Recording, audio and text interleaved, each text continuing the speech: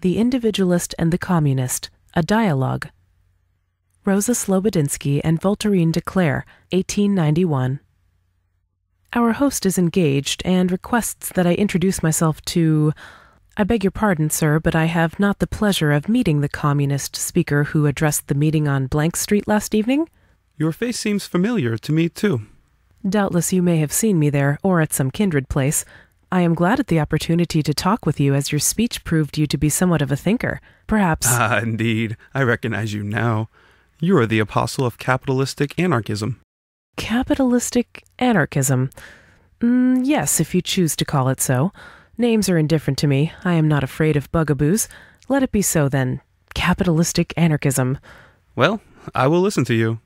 I don't think your arguments will have much effect, however. With which member of your holy trinity will you begin? Free land, free money, or free competition? Whichever you prefer. Then free competition. Why do you make that demand? Isn't competition free now? No, but one of the three factors in production is free. Laborers are free to compete among themselves, and so are capitalists to a certain extent. But between laborers and capitalists, there is no competition whatever, because through governmental privilege granted to capital, whence the volume of the currency and the rate of interest is regulated, the owners of it are enabled to keep the laborers dependent on them for employment, so making the condition of wage subjection perpetual. So long as one man or class of men are able to prevent others from working for themselves because they cannot obtain the means of production or capitalize their own products, so long those others are not free to compete freely with those to whom privilege gives the means. For instance, can you see any competition between the farmer and his hired man? Don't you think he would prefer to work for himself? Why does the farmer employ him?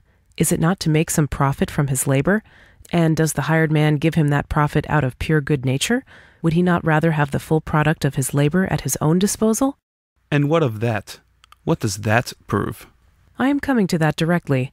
Now, does this relation between the farmer and his man in any way resemble a cooperative affair between equals, free to compete but choosing to work together for mutual benefit? You know it does not. Can't you see that since the hired man does not willingly resign a large share of his product to his employer, and it is out of human nature to say he does, there must be something which forces him to do it? Can't you see that the necessity of an employer is forced upon him by his lack of ability to command the means of production? He cannot employ himself, therefore he must sell his labor at a disadvantage to him who controls the land and capital. Hence he is not free to compete with his employer any more than a prisoner is free to compete with his jailer for fresh air. Well, I admit that much. Certainly the employee cannot compete with his employer. Then you admit that there is not free competition in the present state of society. In other words, you admit that the laboring class are not free to compete with the holders of capital because they have not and cannot get the means of production. Now for your what of that. It follows that if they had access to land and opportunity to capitalize the product of their labor, they would either employ themselves, or if employed by others, their wages or remuneration would rise to the full product of their toil, since no one would work for another for less than he could obtain by working for himself. But your object is identical with that of communism. Why all this to convince me that the means of production must be taken from the hands of the few and given to all? Communists believe that. It is precisely what we are fighting for. You misunderstand me if you think we wish to take from or give to anyone. We have no scheme for regulating distribution. We substitute nothing, make no plans. We trust to the unfailing balance of supply and demand. We say that with equal opportunity to produce, the division of product will necessarily approach equitable distribution, but we have no method of enacting such equalization. But will not some be strong and skillful, others weak and unskillful? Will not one deprive the other because he is more shrewd? Impossible. Have I not just shown you that the reason one man controls another's manner of living is because he controls the opportunities to produce? He does this through a special governmental privilege. Now, if this privilege is abolished, land becomes free and ability to capitalize products, removing interest, and one man is stronger or shrewder than another, he nevertheless can make no profit from that other's labor, because he cannot stop him from employing himself. The cause of subjection is removed. You call that equality? That one man shall have more than others, simply because he is stronger or smarter? Your system is no better than the present. What are we struggling against but that very inequality in people's possessions? But what is equality? Does equality mean that I shall enjoy what you have produced? By no means. Equality simply means the freedom of every individual to develop all his being, without hindrance from another, be he stronger or weaker. What? You will have the weak person suffer because he is weak? He may need as much or more than a strong one, but if he is not able to produce it, what becomes of his equality? I have nothing against your dividing your product with the weaker man if you desire to do so. There you are with charity again. Communism wants no charity. I have often marveled on the singularity of communistic mathematics. My act you call charity. Our act is not charity. If one person does a kind act, you stigmatize it. If 1 + 1 summed up and called a commune does the same thing, you laud it. By some species of alchemy akin to the transmutation of metals, the arsenic of charity becomes the gold of justice. Strange calculation. Can you not see that you are running from a bugaboo again? You change the name, but the character of an action is not altered by the number of people participating in it. But it is not the same action. For me to assist you out of pity is the charity of superior possession to the inferior. But to base society upon the principle, from each according to his capacity, and each according to his needs, is not charity in any sense. That is a finer discrimination than logic can find any basis for. But suppose that for the present we drop the discussion of charity, which is really a minor point, as a further discussion will show. But I say it is very important. See, here are 2 workmen. One can make 5 pairs of shoes a day, the other, perhaps, not more than 3. According to you, the less rapid workman will be deprived of the enjoyments of life, or at any rate, will not be able to get as much as the other, because of a natural inability, a thing not his fault, to produce as much as his competitor. It is true that under our present conditions there are such differences in productive power, but these, to a large extent, would be annihilated by the development of machinery and the ability to use it in the absence of privilege. Today the majority of trade people are working at uncongenial occupations. Why? Because they have neither the chance for finding out for what they are adapted, nor the opportunity of devoting themselves to it if they had. They would starve to death while searching, or finding it would only bear the disappointment of being kept outside the ranks of an already overcrowded pathway of life. Trades are, by force of circumstances, what formerly they were by law, matters of inheritance.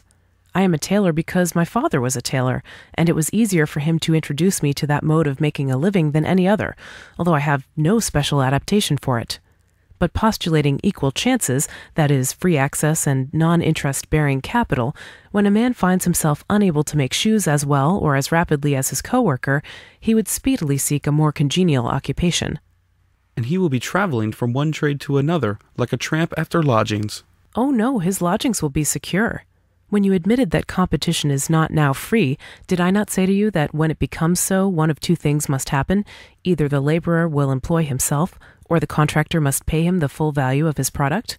The result would be increased demand for labor.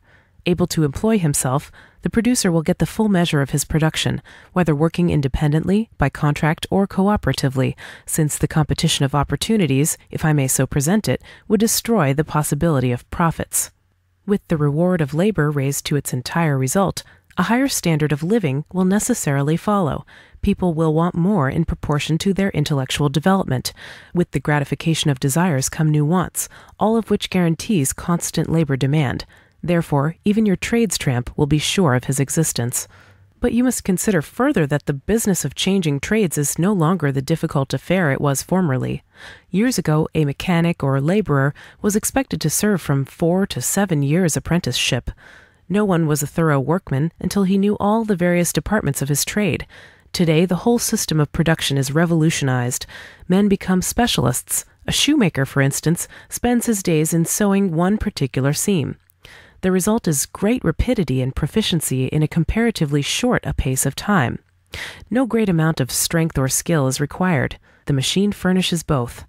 Now you will readily see that even supposing an individual changes his vocation 6 times, he will not travel very long before he finds that to which he is adapted, and in which he can successfully compete with others. But admitting this, don't you believe there will always be some who can produce more than their brothers? What is to prevent their obtaining advantages over the less fortunate? Certainly I do believe there are such differences in ability, but that they will lead to the iniquity you fear, I deny. Suppose A does produce more than B. Does he in any way injure the latter so long as he does not prevent B from applying his own labor to exploit nature with equal facilities as himself, either by self-employment or by contract with others? Is that what you call right? Will that produce mutual fellowship among human beings? When I see that you are enjoying things which I cannot hope to get, what think you will be my feelings toward you? Shall I not envy and hate you, as the poor do the rich today? Why, will you hate a man because he has finer eyes or better health than you? Do you want to demolish a person's manuscript because he excels you in penmanship? Would you cut the extra length from Samson's hair and divide it equally among all short-haired people? Will you share a slice from the poet's genius and put it in the common storehouse so everybody can go and take some? If there happen to be a handsome woman in your neighborhood who devotes her smiles to your brother, shall you get angry and insist that they be distributed according to the needs of the commune? The differences in natural ability are not, in freedom, great enough to injure anyone or disturb the social equilibrium. No one man can produce more than 3 others, and even granting that much, you can see that it would never create the chasm which lies between Vanderbilt and the switchman on his tracks. But in establishing equal justice, communism would prevent even the possibility of injustice. Is it justice to take from talent to reward incompetency? Is it justice to virtually say that the tool is not to the toiler, nor the product to the producer, but to others? Is it justice to rob toil of incentive? The justice you seek lies not in such injustice where material equality could only be attained at the dead level of mediocrity. As freedom of contract enlarges, the nobler sentiments and sympathies invariably widen. With freedom of access to land and to capital, no glaring inequality in distribution could result. No workman rises far above or sinks much below the average day's labor. Nothing but the power to enslave through controlling opportunity to utilize labor force could ever create such wide differences as we now witness. Then you hold that your system will practically result in the same equality communism demands. Yet, granting that, it will take 100 years, or 1,000 perhaps, to bring it about. Meanwhile, people are starving. Communism doesn't propose to wait, it proposes to adjust things here and now, to arrange matters more equitably while we are here to see it, and not wait till the sweet impossible sometime of our great-great-grandchildren may see the dawn of. Why can't you join in with us and help us to do something?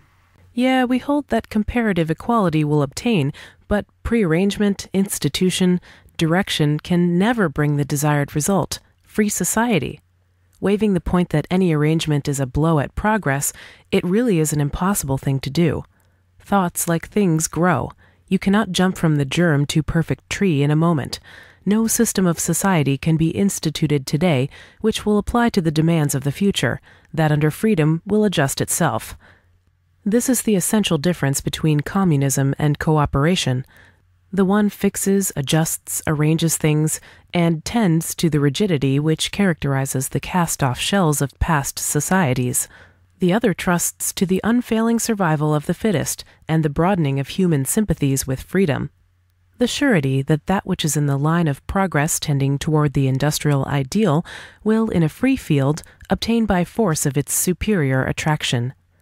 Now, you must admit, either that there will be under freedom different social arrangements in different societies, some communistic, others quite the reverse, and that competition will necessarily rise between them, leaving 2 results to determine which is the best, or you must crush competition, institute communism, deny freedom, and fly in the face of progress. What the world needs, my friend, is not new methods of instituting things, but abolition of restrictions upon opportunity.